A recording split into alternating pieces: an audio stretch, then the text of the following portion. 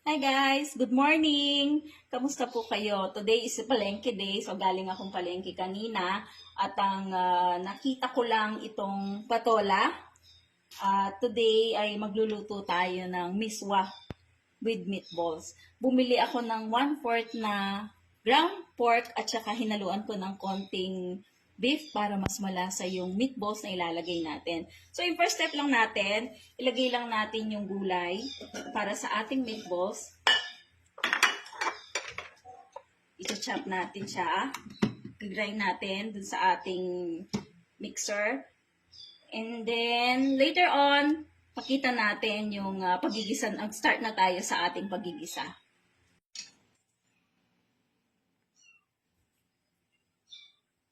First step natin, mga mamis, ay prito muna natin yung ating meatballs. Hinaluan ko na siya ng paminta, itlog, at saka harina.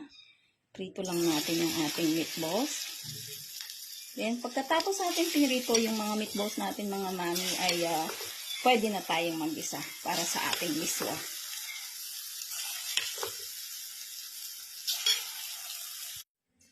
Mamis, naprito na natin yung ating mga meatballs.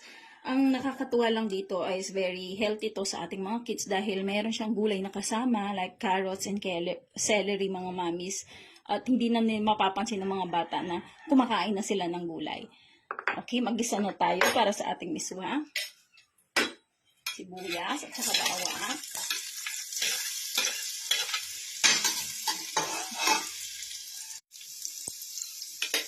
Sunod natin ilagay, mga mamis, yung ating sahog, yung hipon. Yung hipon pala, tinanggal na natin yung line na black part dito sa part ng hipon. Lagyan natin yung hipon.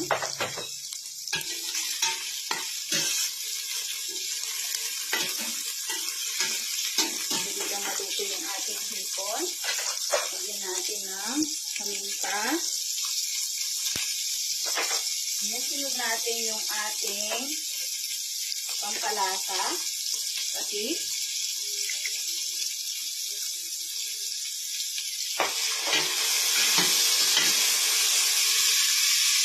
at saka na natin sasabawan, mga mami, kapag nag-blend na yung patis at saka yung hipon, kasama ng ating mga bawang at sibuyas.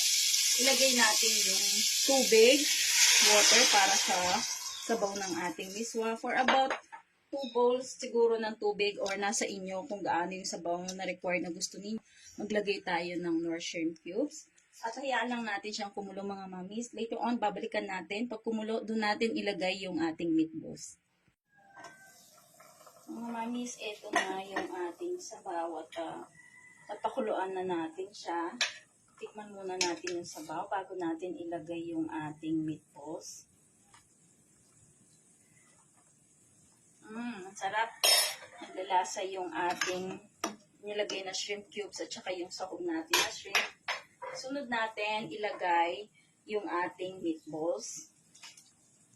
So, pakuluan lang natin siya ulit hanggang sa mag-blend ulit yung meatballs natin sa sabaw.